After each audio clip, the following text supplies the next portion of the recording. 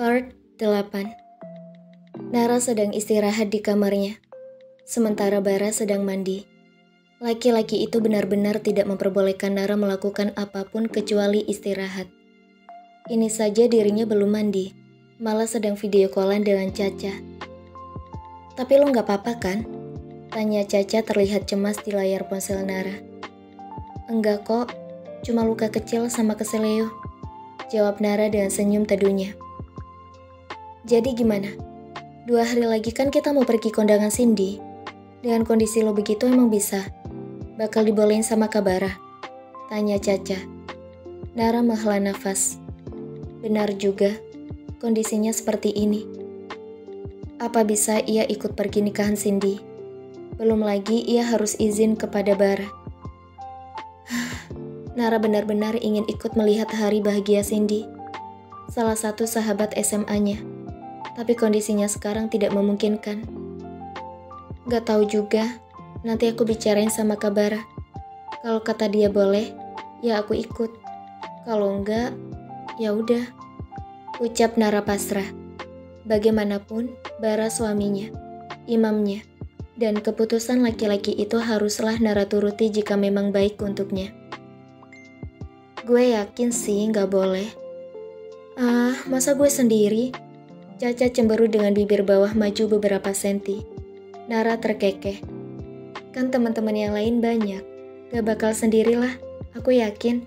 Lagian kamu temennya banyak." Caca dan Nara itu dua pribadi yang bertolak belakang.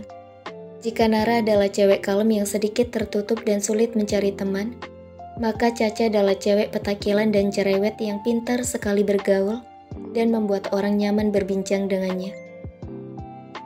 "Tapi tetap gak seru kalau gak ada lo," rajuk Caca seperti anak kecil. Selain cerewet dan petakilan, Caca juga manja dan kadang kekanak-kanakan. Ceklek. Kak Bara udah selesai mandi, udah dulu ya," ucap Nara berbisik. Perempuan itu langsung mematikan sambungan video call mereka dan menaruh ponselnya. "Mau mandi?" tawar Bara sambil berjalan menuju Nara dengan dada telanjangnya. Nara menahan nafas. Bara memang meresahkan. Tidak bisakah memakai bajunya juga? Kenapa hanya celana pendek tanpa baju? Rileks Nara, dia suami kamu. Gak apa-apa. Itulah kalimat penenang yang sedang Nara rapalkan dalam hati. "Iya," jawab Nara sambil mencoba beranjak dari ranjang dengan susah payah. Bara tak tinggal diam. Ia langsung mengangkat Nara dan menggendongnya. Nara terpekik kecil, kaget dengan gerakan cepat Bara. "Ih Kak, aku bisa kok jalan sendiri," ucap Nara tak mau kalau harus digendong Bara sampai kamar mandi. Bara memandang Nara yang tengah cemberut dengan datar. Tak ada yang Bara katakan. Ia langsung saja membawa Nara menuju kamar mandi. Bara mendudukkan Nara di atas kloset. Laki-laki itu mensejajarkan wajahnya dengan wajah Nara dengan jarak hanya bersisa 3 cm. "Kalau kamu sampai terluka begini lagi, bukan cuma saya gendong sampai kamar mandi, tapi juga saya mandikan," ucap Bara dengan tatapan tajamnya. Nara meneguk ludah susah payah, memundurkan wajahnya agar tidak terlalu dekat dengan Bara. Nara mengkerut takut. "Atau sekarang mau saya mandikan?" tanya Bara menggoda Nara dengan senyum miringnya. Nara menggeleng cepat. "Aku bisa mandi sendiri," katanya sambil mendorong dada Bara dengan telunjuknya. Bara menyeringai, meraih ibu jari Nara yang mendorong dadanya. Nara melotot horor. Matanya melebar begitu melihat Bara dengan tenang mencium punggung tangannya sambil menatapnya dalam. Nara makin mengkerut takut ketika Bara malah mendekatkan wajahnya setelah mencium tangannya. "Cup." Satu kecupan Bara daratkan di hidung mungil Nara yang menggemaskan di matanya. Nara mengerja berkali-kali belum merespon dengan apa yang Bara lakukan. "Cepatlah mandi," ucap Bara menjauhkan wajahnya dan kembali berdiri tegak. Tangannya berada di atas kepala Nara dan sedikit menepuk-nepuknya. Bara keluar, sementara Nara masih mematung dengan detak jantung berpacu cepat dan wajah memerah penuh. "Kak Bara kenapa sih?" Pekiknya tertahan dengan kedua tangan menutupi wajahnya. Bara kembali menggendong Nara saat turun untuk makan malam. Padahal Nara sudah menolak keras. Nara bilang ia ingin melatih kakinya agar tidak terlalu sakit. Tapi Bara lebih keras kepala. Bara bilang menuruni tangga bukan hal yang bagus untuk Nara yang kakinya keseleo. "Makasih kak," ucap Nara setelah Bara mendudukkannya di kursi. Bara mengangguk, mengambil tempat di samping Nara untuk makan. Nara memperhatikan makanan yang tersedia di meja makannya. Bara memesan makanan sesuai keinginannya, dan Nara cukup senang untuk hal itu. Kak, aku bisa ngambil sendiri," cegah Nara saat Bara mulai mengambilkan makanannya. Bara tak menanggapi. Laki-laki itu tetap melanjutkan kegiatannya menyediakan makanan untuk Nara dan untuk dirinya sendiri. Nara menghela nafas. Percuma melarang Bara atau mencegah apapun yang laki-laki itu ingin lakukan. Tidak akan didengarkan. Nara sudah berpengalaman akan hal itu. "Makasih kak," ucap Nara dengan senyum dipaksakan. Bukannya Nara tidak senang diperhatikan. Hanya saja Nara merasa tak enak terus merepotkan Bara. "Makan," ucap Bara yang sudah mulai menyuap makanannya. Nara mengikuti apa kata Bara tanpa bantahan, karena perutnya juga terasa lapar. Selesainya acara makan, dan kembali Bara yang membereskan piring dan mencucinya. Laki-laki itu kini sudah memapah Nara menuju ruang keluarga untuk menonton TV. Dengan langkah pelan tertati-tati sambil menahan sakit, akhirnya Nara bisa sampai ke ruang keluarga tersebut. "Maaf ya kak, karena kondisi aku yang kayak gini, kakak jadi kerepotan," ujar Nara tak enak. Ia merasa telah begitu merepotkan Bara. "Saya tidak merasa direpotkan," balas laki-laki itu tenang. Tangannya bergerak mengambil yupi yang tersedia di meja. Nara tersenyum kecil. Ia cukup senang dengan sikap Bara sekarang. Dan Nara juga cukup lucu mengetahui Bara yang begitu menyukai makanan manis. Iya, selain es krim, Bara juga suka yupi. Mungkin jika ada waktu Nara akan coba membuat kue. Siapa tahu laki-laki itu menyukainya. Tidak salah kan membuat suami senang? "Kenapa?" tanya Bara sambil menolehkan kepalanya ke arah Nara. Menatap penuh tanya kepada perempuan yang sedari tadi memperhatikannya. Nara menggeleng kecil, memfokuskan diri ke layar televisi. "Gak apa-apa." Acara nonton berlanjut, dan Nara juga sedang memikirkan kata demi kata untuk meminta izin kepada Bara agar bisa ikut pergi ke nikahan Cindy. Kak, 2 hari lagi temen aku ada yang mau nikahan. Aku boleh enggak?" Tolak Bara sebelum Nara menyelesaikan ucapannya. Nara menghela nafas kecewa. 2 hari ke depan kakinya tak akan sembuh. Belum lagi luka-lukanya. "Cukup kasih ucapan selamat dan bilang kalau kamu tidak bisa datang," sambung Bara sambil kembali memakan permen yupinya yang entah sudah berapa banyak. Yang jelas, yang tadinya stoples penuh, kini sudah berkurang jauh volumenya.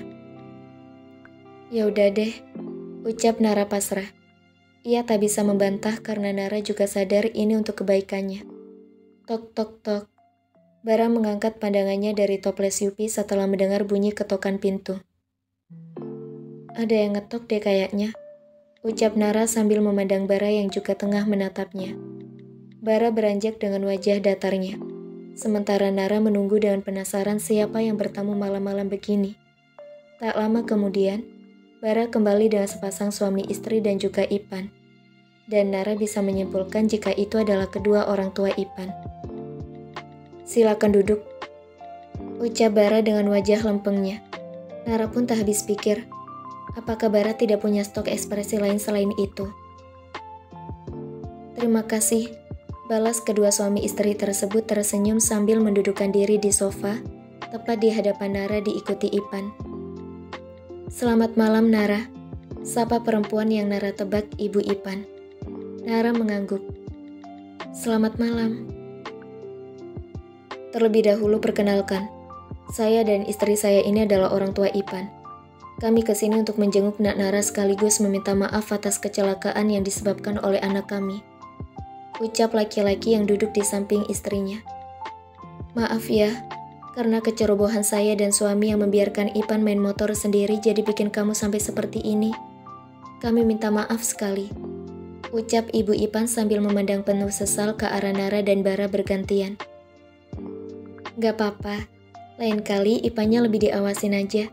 Takutnya ada Nara kedua. Jadi Ipan jangan bawa motor sendiri lagi kalau belum terlalu bisa. Gak apa-apa, lain kali Ipannya lebih diawasin aja. Takutnya ada Nara kedua. Jadi Ipan jangan bawa motor sendiri lagi kalau belum terlalu bisa. Ucap Bara yang langsung diangguk cepat oleh Ipan. Gimana kakinya Nara? Tanya ayah Ipan. Udah mendingan kok Pak, gak usah khawatir. Nara tersenyum hangat. Tak ingin kedua orang tua Ipan terlalu merasa bersalah dan khawatir. Kedua keluarga itu kembali berbincang kecil. Yang awalnya hanya tentang kecelakaan Nara, kini merambat hingga kemana-mana. Bahkan Bara dan Pak Hutomo, ayah Ipan, sudah sibuk berbincang mengenai dunia perbisnisan. Dan Nara bersama Ibu Tita, mereka sibuk berbincang soal urusan ibu-ibu rumah tangga. Kami pamit dulu ya, udah malam banget, gak kerasaan kita ngobrolnya. Pamit Bu Tita. Iya Tante, hati-hati di jalan. Nara tersenyum hangat. Keluarga Hutomo itu pun meninggalkan rumah mereka, dan hanya menyisakan Bara dan Nara. Sudah pukul 10 malam. Dan Nara sudah sangat mengantuk. Sekembalinya Bara dari depan setelah mengantar keluarga tersebut, Nara sambut dengan senyuman. Mau tidur? Tanya Bara sambil mendudukkan diri di sebelah Nara. Nara mengangguk, menguap kecil dengan tangan menutup mulut. Ngantuk banget udah, ucap Nara dengan mata sayunya yang memerah. Bara berdiri. Laki-laki itu kemudian berjongkok di hadapan Nara. Naik. Nara menurut saja. Ia sudah sangat ngantuk saat ini. Mana telap dirinya berjalan menaiki tangga dengan kaki sakit dan mata hampir terpejam. Setelah Nara naik di punggungnya dan memeluk erat lehernya, Bara mulai melangkah menuju lantai atas kamar mereka. Nara terkantuk-kantuk. Matanya yang sayu membuatnya harus bersandar menaruh kepala di pundak lebar Bara. Nara memejamkan mata. Mengeratkan pelukannya dengan senyum kecil tersungging di bibirnya. Bara yang sedang menggendongnya saat ini, mengingatkannya pada Bara yang dulu. Bara yang hangat, Bara yang selalu melindunginya, Bara yang selalu siap mendengar cerita tak jelasnya, dan Bara yang selalu mau diajak bermain bersama. Momen ini mengingatkannya pada masa lalu, saat-saat di mana ia baru belajar bermain sepeda hingga terjatuh mengenaskan dengan luka di lututnya. Bara yang memang mendampinginya, dengan sigap menolongnya, menggendongnya pulang sampai rumah dengan omelan-omelan khasnya yang terdengar tegas namun penuh perhatian.